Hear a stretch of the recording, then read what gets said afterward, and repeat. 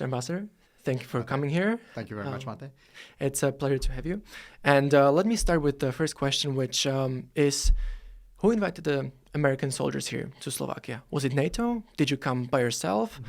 Because, when the Russians came in 1968, it's now considered an occupation. So how is this supposed to be something else than an occupation? Yeah, great question. Really good question. Look, everything that the United States does, we do in partnership and friendship with our allies. We take that word very seriously. Slovakia is an ally. We don't force Slovakia to do anything.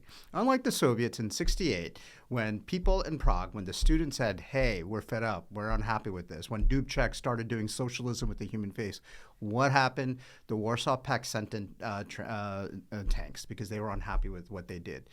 What we've done is always at the invitation and in cooperation with the Slovak government. This includes the previous government and this includes the current government, Prime Minister Fico, Defense Minister Konyak, as well as former Defense Minister Naj, as well as the former Prime Minister. So we always do things out of partnership and as allies. So what that means is that, was it a decision of the US government to come here or the Slovak government or NATO? It wasn't NATO. It was a decision of the Slovak government as part of NATO. What NATO does is we get together. There's 32 countries in the NATO alliance. We regularly meet in Brussels and Washington and other places, and all 32 countries get together and say, hey, this is what we need to do as an alliance. And we as individual countries are going to do X, Y, and Z. As part of these conversations, as part of NATO, Slovakia in collaboration and cooperation with the United States said, hey, we're going to have troops and we're going to have, as part of our requirement, as part of our responsibilities to this greater alliance, we're going to have soldiers here who are going to help us with our military efforts. Why? Because Slovakia is on the eastern flank. There is a war going on next door. There is a malignant power in Europe, and that's Russia, right? So as part of NATO, this was all done in collaboration. Everything that we do here is done in collaboration with the Slovak government, and we do it in cooperation with the Slovak government. Okay, that's good to hear, because we also heard that Slovakia, when we signed the DCA agreement, that we basically became your colony. Why is that not true? Or when are we becoming the 51st state of the United States? Am I going to be able to vote in the upcoming elections? These are awesome questions, but you just sort of makes your head spin. Like, who comes up with this? And this is straight out of Moscow and Russia. Okay, first of all, Slovakia is not going to become the 51st state. Sorry to disappoint you. But guess what? You're already in two awesome organizations. One is the European Union, as one of 27 countries of the European Union, and two, as one of 32 countries of the NATO alliance. And those were the single best decisions Slovakia ever made. Think about this. In 1993, you became an independent country for the first time ever in your history. Right, except for maybe a few years during World War II, but let's set that aside. So you became an independent country. And in 30 years, you now have a standard of living which is better than most countries around the world. Just look at the data, right? This is not about emotion. This is the data. And you have come so far and done so well because of those two visionary decisions. One, joining EU, which has allowed you prosperity. It's allowed Slovaks to work throughout the European Union, allowed for European money to come and help Slovakia, as well as NATO, which has provided you security. And this is the thing people forget. You are a country of 5.5 million people. The history of this part of the world is death, destruction, war, and conquest. Just look at your history. And that's over now for Slovakia because you are part of the greatest military alliance in the world. And there's no threats except for, again, our friends to the east. And look at countries around the world. They struggle with prosperity and they struggle with security. And you have both of those. Right? And that's because of these alliances and because of these partnerships. So no, you're not going to become the 51st state. You haven't lost your sovereignty. But in fact, the Slovak people have gained so much as being part of the European Union and NATO. What did the DCA agreement actually stand for, or what does it still stand for? Yeah. Did it allow you to bring the nuclear weapons here, or build the infamous chemical laboratories that are supposedly in Ukraine? Yeah, no, absolutely not. Look, the DCA, it stands for the Defense Cooperation Agreement. First of all, we have similar agreements with almost all of our NATO allies, right? Just this year alone, Sweden, Finland, and Denmark signed DCAs. Why? And they're almost exactly the same agreement. It's an excellent agreement. It protects Slovakia, it protects the United States. We have these with all of our allies because it allows us to figure out how we're going to work together cooperatively. It doesn't mean that Slovakia is now a territory of the United States, that we're going to run through your country and do crazy stuff. In the lead up to the DCA and in the lead up before this agreement was signed, remember in April 2023, there were accusations that American soldiers would rape and kill Slovak women. We would take over the country. Okay, it's 18 months later. Has any of that happened? No. Right? And you raised very importantly what happened with the Soviets, what happened with the Warsaw Pact in 1968. They didn't like what was going on. They rolled the tanks in. Right? They said, stop. This is not going to happen, right? Because we control your country. Okay, since you've signed the DCA, nothing has changed in Slovakia. Slovak people continue to lead their lives very, very normally. But do you know what this has done? It's made you stronger because it's kept you protected. Why? Once again, you are much, much less likely to ever be in a conflict because anyone who will want to attack Slovakia, anyone who will want to undermine your security knows that they have to deal with 31 other countries, including, frankly, the United States of America. So you've increased your security. It's allowed us, the DCA, to work in cooperation with your government, with your military. And we have this very same excellent agreement with all of our other NATO allies. So does it mean basically that the DCA is pretty much just some sort of a bureaucratic agreement between the two countries that didn't allow you to bring nuclear weapons, that didn't allow you to build anything? So there are no nuclear weapons, no U.S. nuclear weapons in Slovakia? There are no nuclear weapons in Slovakia. There are no chemical weapons labs. Yeah, thank you for raising that. None of that, all of that were lies, along with everything else that was said about the DCA. What it is, again, look at the words, Defense Cooperation Agreement. It allows us to cooperate with the Slovak military as well as other NATO allies. Don't forget, it's not just American soldiers here in Slovakia. Slovakia is part of the NATO alliance. You know who else is also here? A NATO battalion group. It's led by the Spanish. Previously, it was led by the Czechs. And you also have Czech soldiers and Slovenian soldiers. They're all here because we're part of an alliance, all 32 nations working together to make ourselves more secure and stronger. So again, these lies were ridiculous, and we've proven that they're lies because 18 months later, nothing's changed here. And oh, by the way, we have a defense cooperation agreement with Germany that goes back to the 1950s. So are people saying that Germany is a 51st state of the United States or 52nd if you guys are the 51st? No, of course not, right? And so this was nonsense. It was lies. It was pushed by the Kremlin. It was pushed in disinformation, and it's just not true. So if you're saying that you're our ally, how does that justify that the U.S. supposedly started the war in Ukraine? To make money on weapons. Yeah. And now your economy is booming and everything's perfect, but we're suffering here. So how does that come along with the fact that you're saying that you're our ally? Yeah, I mean, this type of stuff makes my mind explode. I'm sorry. Okay, because once again, people who are saying this are either on Putin's payroll or just simply completely living in a hole. And I'm not trying to be mean or disparage people, but Putin and Russian tanks and soldiers invaded Ukraine in February 2022. Everyone saw that, the world. It wasn't the United States that manufactured this war. It was the Russian army that invaded. And in the last 2 years, what the Russian army has done in Ukraine is awful. They've committed crimes against humanity. They have taken tens of thousands of children, kidnapped them, and brought them back to Russia. This is not the United States. This is the International Criminal Court. The UN has leveled these accusations. There's an arrest warrant out for Vladimir Putin for kidnapping children, right? They have bombed hospitals. They have attacked civilian populations. And this is on television. This is NGOs. This is the UN. This is humanitarian organizations which have outlined in detail the atrocities the Russians have committed in Ukraine. This is not a war that was manufactured by the United States. This was a war created by Putin and remember this, what Vladimir Putin has said is one, he doesn't think Slovakia exists, and two, he's also said that the greatest catastrophe of the 20th century was not the Holocaust, not World War II, where 40 million people died in Europe. It was the demise of the Soviet Union, right? This guy wants to recreate that. And that's a threat to Slovakia. It's a threat to the Slovak people.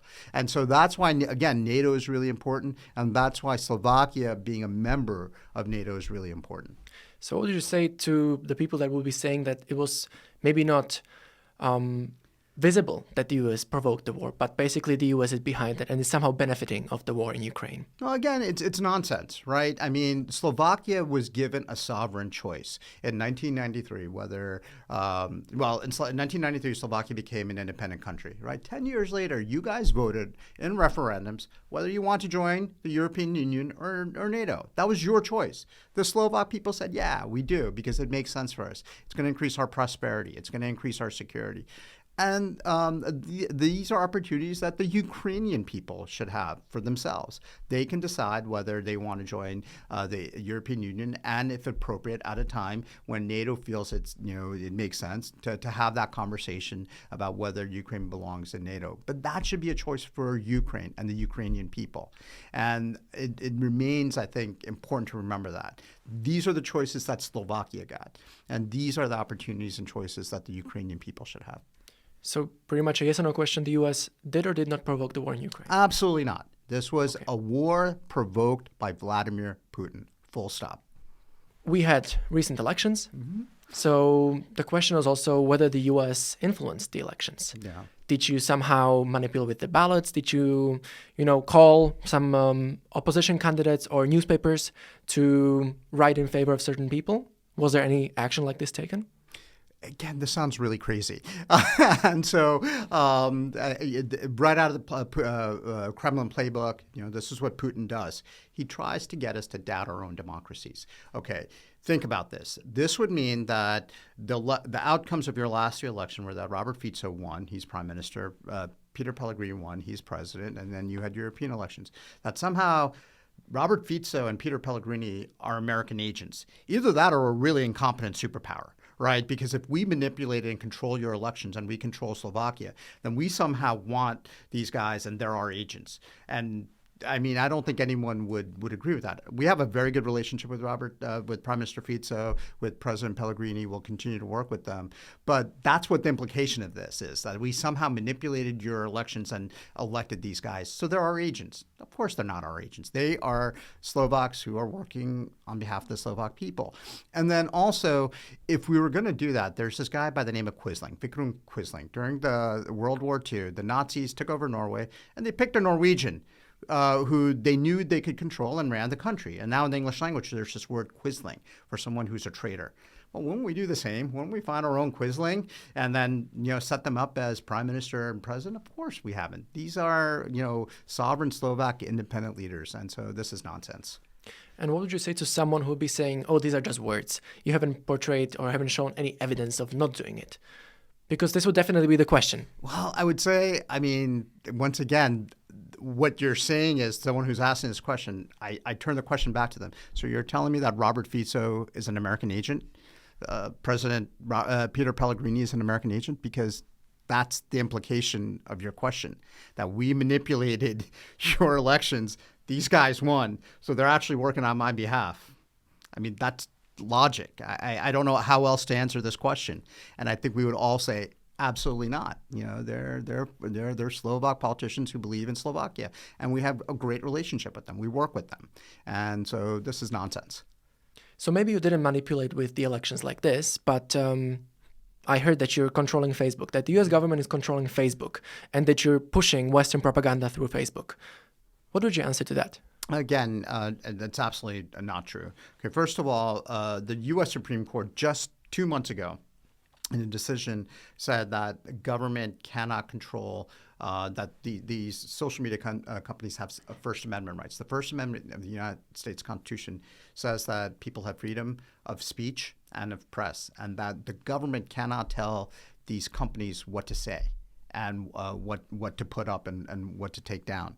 That's number one. Number two, one of the things that we've seen with Facebook is that it's actually the disinformation scene is heavily influenced by the Russians.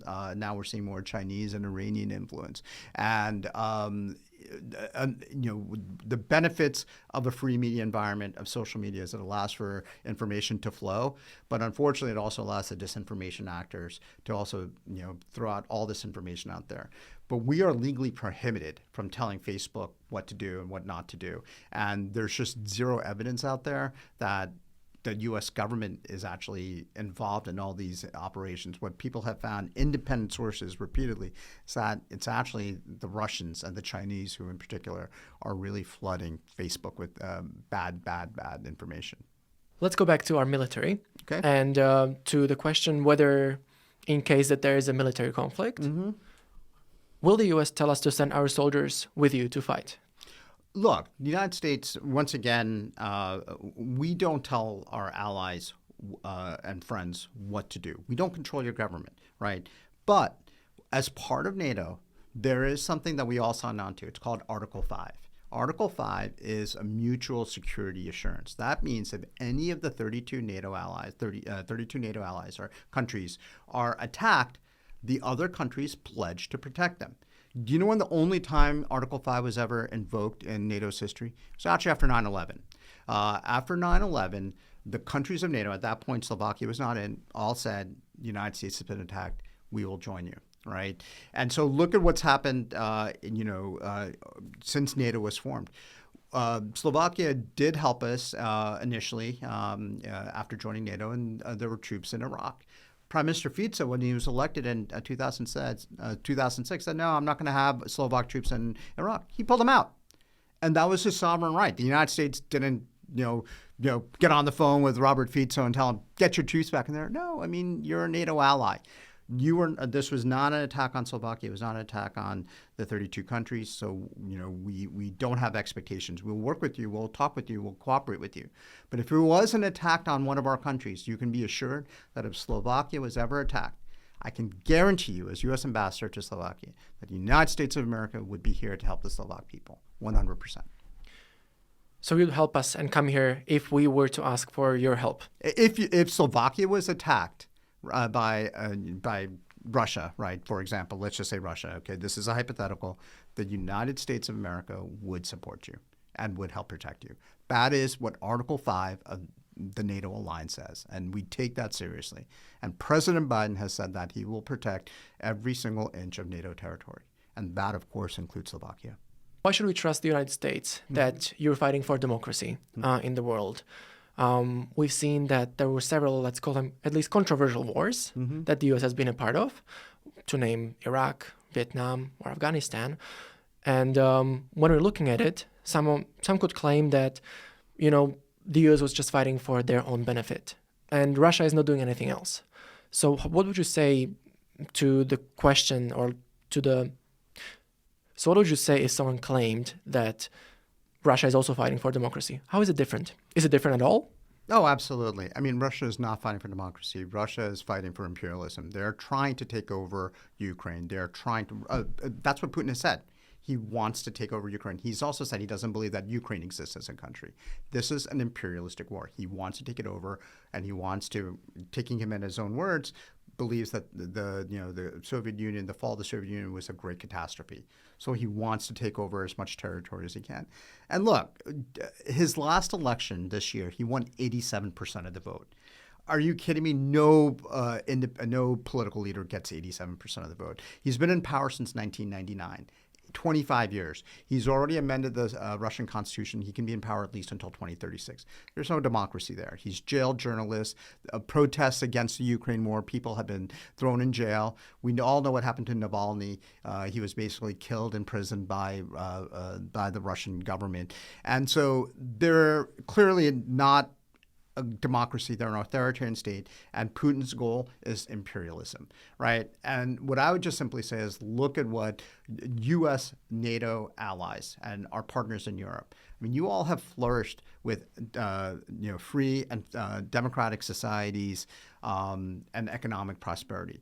And I would just say simply compare us to compare anyone who might be a Russian ally or friend, like say Belarus. How well are they doing, right? And he would want to impose that same type of system in Ukraine. And so I would say where we have worked with friends and allies, countries that we have supported, and it's not just here in Europe. You could look at Japan, Australia, look at Korea. It was an incredibly poor country 50 years ago. It's like one of the richest countries in the world today. You can go on and on because we do believe in democracy. We do believe in working cooperatively with our friends and allies. Okay, but if someone told you that, NATO has no right to criticize Russia for its actions because NATO is a criminal organization, and the U.S. is the sovereign leader there, dictating everything. What would you answer to that? Well, I mean, that's nonsense because Ukraine is a sovereign country and Russia invaded a sovereign country. We now think that because it's on the European continent, it's right next to Slovakia, it's right next to Romania, it's right next to Poland, it's right next to Hungary. And given Putin's mindset to reconstruct, the Soviet Empire, that all of your countries are under threat. So NATO allies and NATO countries are legitimately frightened. Look at Sweden and Finland. They were not part of NATO until Putin invaded Ukraine. They independently decided, we're scared of this guy. We think Russia is a threat, right? And the Finns remember quite well what happened to them in 39-40 when Russia invaded and grabbed its territory. The Baltic countries, they remember what it was like to be part of the Soviet Union. And so they are all legitimately scared, and they're all NATO allies. And they all see the threat in Ukraine as they're next. They've already said that. The Lithuanians, the Estonians, the Latvians, they're all worried they're next. And the Finns are worried too. So this is not just about Ukraine, it's about European security. What would you answer to someone who would ask you whether Slovakia has an equal voice in NATO or not? Look, all of our NATO allies have an equal voice within NATO. There are things that we all agree to, right?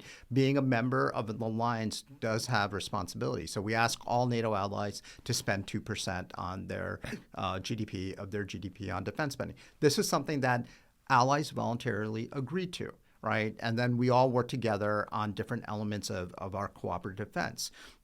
Again, this is, it just makes sense because this is a part of an alliance. This is how we're going to function most effectively as a military organization. And within that, there are 32 voices, and they are all involved in the decision-making. How does this information affect the relationship of Slovakia and the United States? Yeah, disinformation is dangerous. It's so incredibly dangerous because the reason that, and again, we know the sources, and particularly in Europe, it's coming from the Kremlin. It's coming from. Do we have any evidence of that? Oh yeah, there's a ton of evidence. It wasn't just us. If you look at Geralta, that's a Slovak organization. Geralta, yes. Geralta, they've demonstrated this. They have lots of data on this, as well as other independent sources around the world that have, can trace it back to the Kremlin and to Moscow.